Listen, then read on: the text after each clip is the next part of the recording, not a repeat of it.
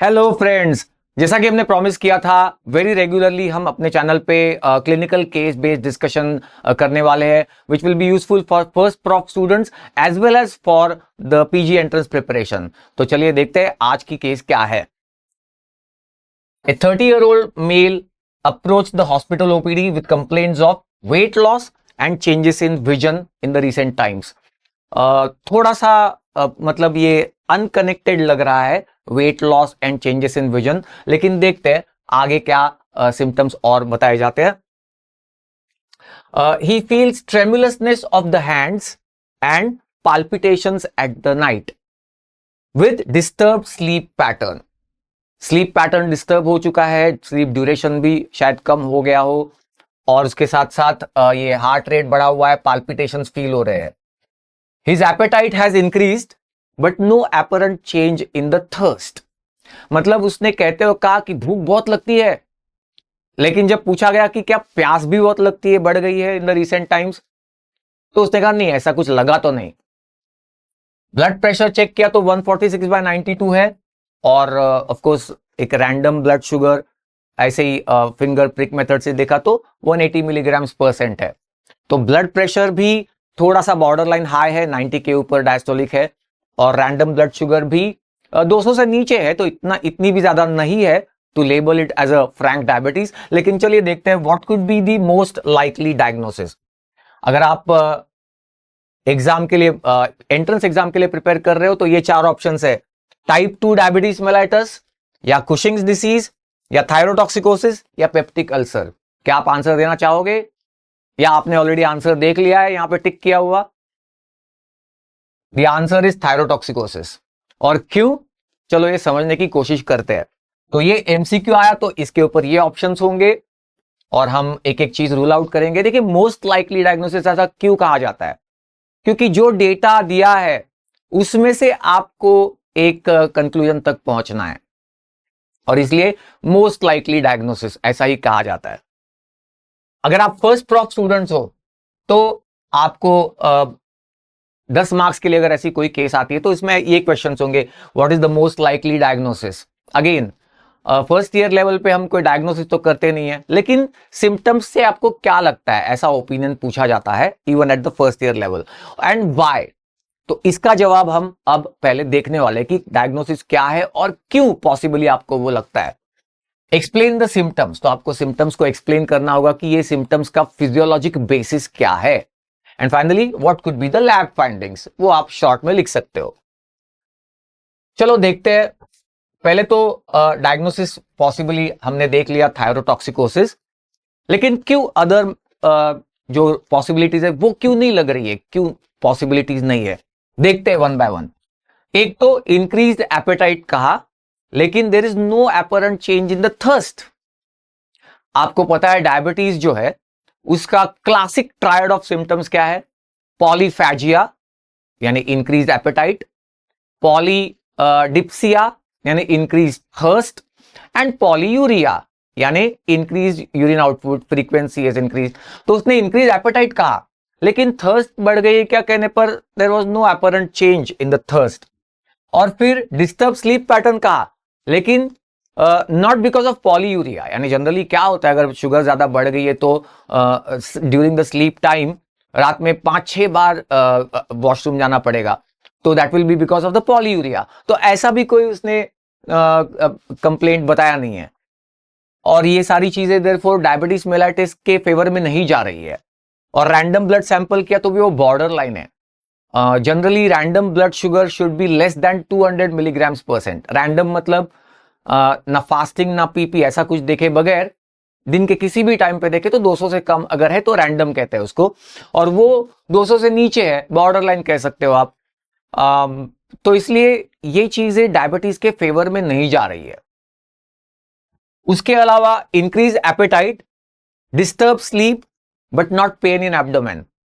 एक ऑप्शन था peptic ulcer, और पेप्टिक अल्सर में हो सकता है कि कई बार एपेटाइट इंक्रीज होती है, एक हंगर की फीलिंग आती है बिकॉज ऑफ द अल्सरेशन। लेकिन अपार्ट फ्रॉम दैट एक बहुत ही इंपॉर्टेंट मैनिफेस्टेशन होता है पेप्टिक अल्सर में। मॉर्निंग 2 AM में पेन इन एब्डोमेन स्टार्ट होता है, और उसकी वजह से स्लीप डिस्टर्ब होती है। और ऐसा क्यों है?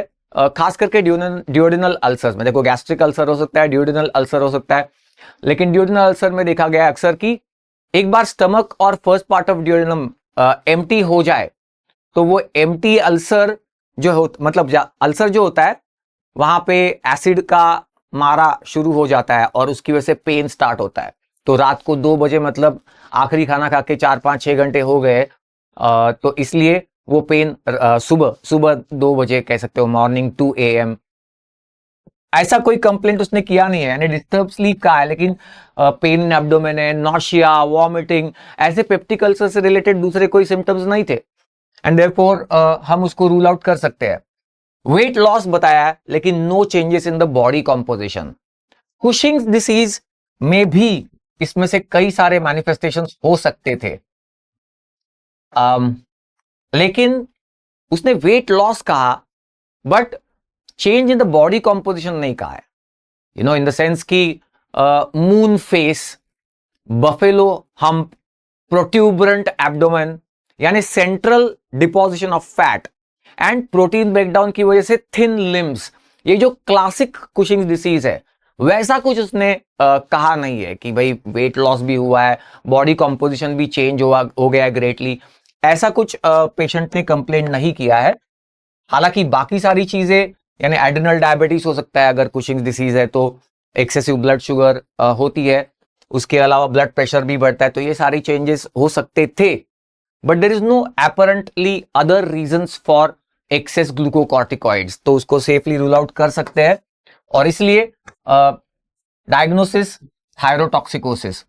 अब देखो थायरोटॉक्सिकोसिस के फेवर में जाने वाली कौन कौन सी चीजें थी। सबसे इंपॉर्टेंट पार्ट यहां पे वो ये है, ऐसा कहा जाता है कि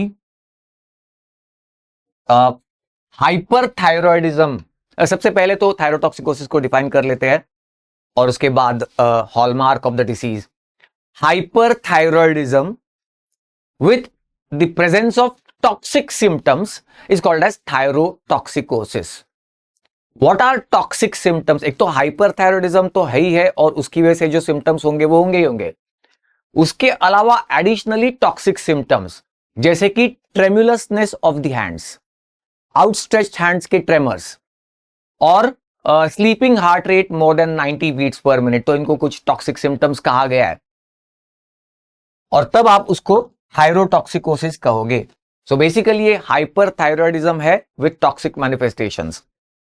अच्छा, एक जो उसका हॉलमार्क बताया गया डिसीज का वो ये है, weight loss in the presence of voracious appetite is a hallmark of thyrotoxicosis. ऐसा कहा गया है कि एपेटाइट बहुत ज्यादा बढ़ गई है लेकिन वेट गेन नहीं बल्कि वेट लॉस हो रहा है, तो ये थायरोटॉक्सिकोसिस का एक क्लासिकल फीचर माना गया है, and that's because of course increase BMR। तो यहां पे आप अगर फर्स्ट प्रॉफ स्टूडेंट हो तो आपको ये लिखना पड़ेगा कि इंक्रीज्ड BMR है, इसकी वजह से एनर्जी एक्सपेंडिचर बहुत ज्यादा है और उस वजह से एपेटाइट बढ़ी होगी लेकिन फिर भी वेट लॉस हो रहा है।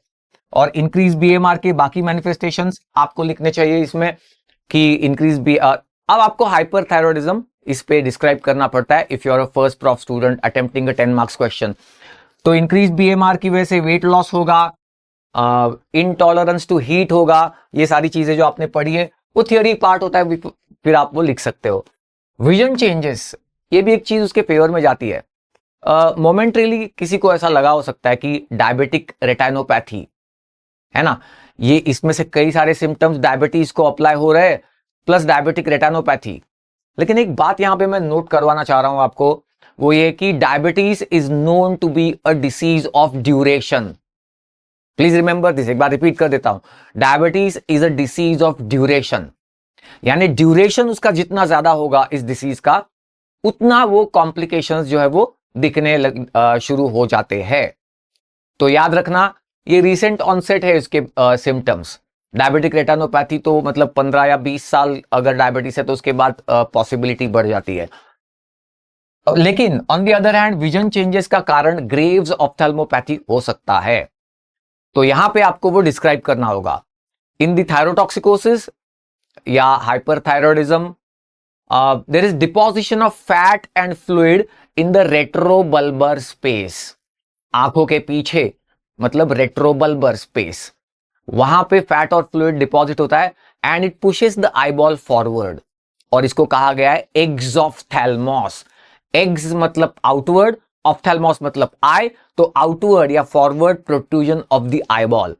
और दूसरा उसके साथ साथ degeneration of extra ocular muscles, हमारे जो एक्स्ट्रा ऑक्यूलर मसल्स होते हैं तो उसका डिजनरेशन, तो ऑब्वियसली उसकी वजह से विजन चेंजेस होंगे और वो मोस्ट प्रोबेबल कॉज था.